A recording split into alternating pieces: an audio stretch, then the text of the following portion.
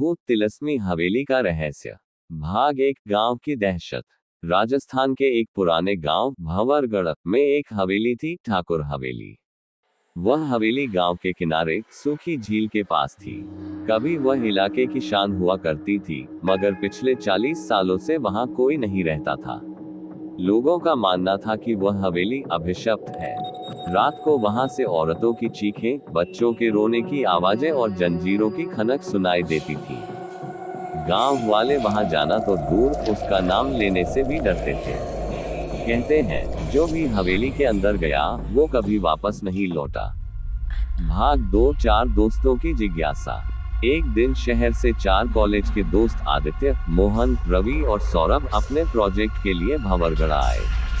उन्हें लोककथाओं पर रिसर्च करनी थी। जब उन्हें ठाकुर हवेली के बारे में पता चला तो उनकी जिज्ञासा बढ़ गई। अरे यार, भूत वूत कुछ नहीं होते, चलो हवेली देखते हैं, मोहन ने कहा। पागल मत बन, लोग कहते हैं वहां से कोई लौटकर नहीं आया, रवि बोला। आदित्य सबसे शांत था, मगर उसके चेहरे पर अलग ही जिज्ञासा थी। अगर यह हवेली सच में भूतिया है तो हमें सच्चाई पता करनी ही चाहिए, उसने कहा। अगले दिन रात 9 बजे वे टॉर्च और कैमरे लेकर हवेली की ओर निकल पड़े। भाग 3। हवेली का पहला दृश्य।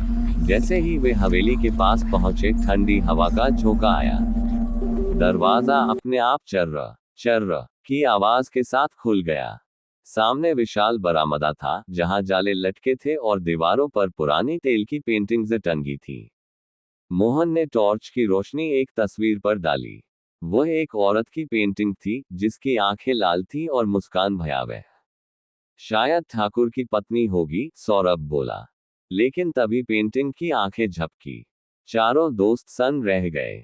मोहन ने हंसने की कोशिश की, अरे बिजली की रोशनी का असर होगा। पर सबके दिल में डर उतर चुका था। भाग 4। तहखाने की आवाजें। आदित्य ने नोट किया कि हवेली के बीचों बीच फर्श के नीचे लकड़ी की पट्टियां ढीली थी। वहां से हल्की आवाजें आ रही थी, जैसे कोई धीरे धीरे रो रहा हो। उन्होंने फर्श हटाए। नीचे सीढ़ियां थी जो तहखाने में जाती थी।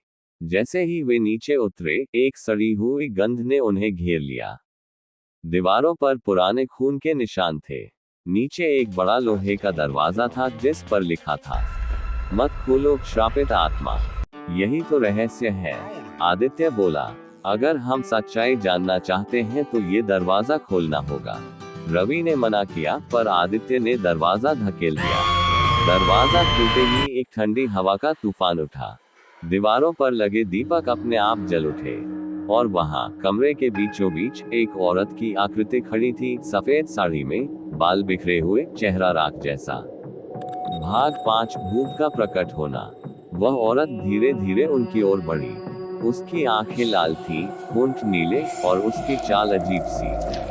वह बोली, क्यों आए हो मेरे श्रापित घर में?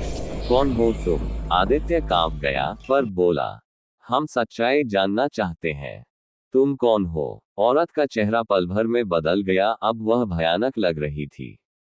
मैं ठाकुराइन कमला देवी हूँ। मेरे पति ने मुझे इस हवेली में जिंदा दफना दिया था।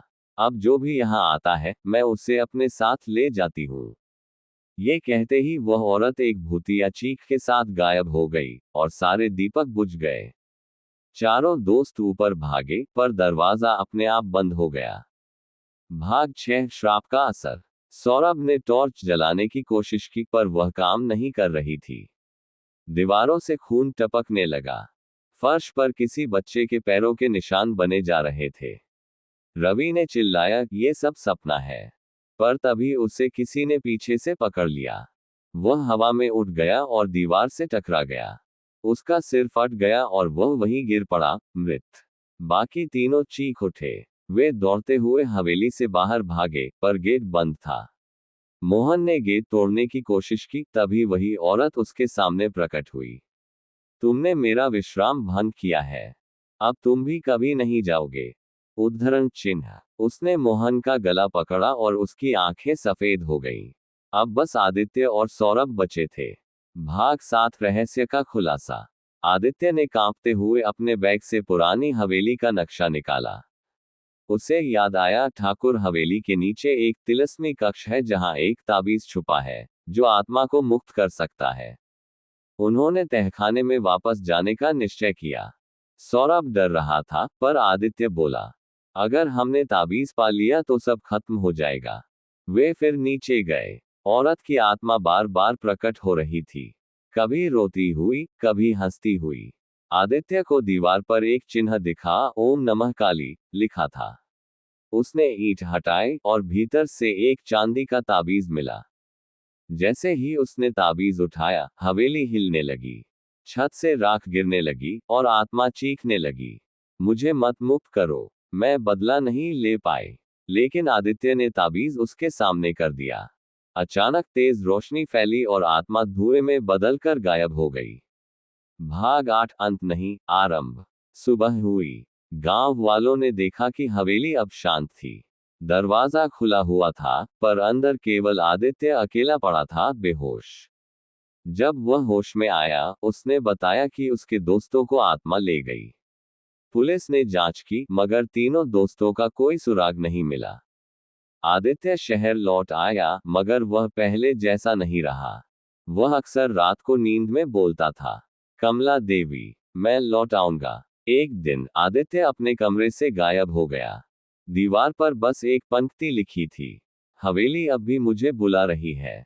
भाग 9 आखिरी मोड़। कई साल बाद कुछ स्थानीय लोग हवेली देखने गए। अंदर उन्होंने एक नई पेंटिंग देखी, जिसमें 4 लड़के और एक औरत खड़े थे। उनमें से एक लड़के की शक्ल हूबहू आदित्य जैसी थी। नीचे लिखा था, अब हवेली का रहस्य पूरा हुआ।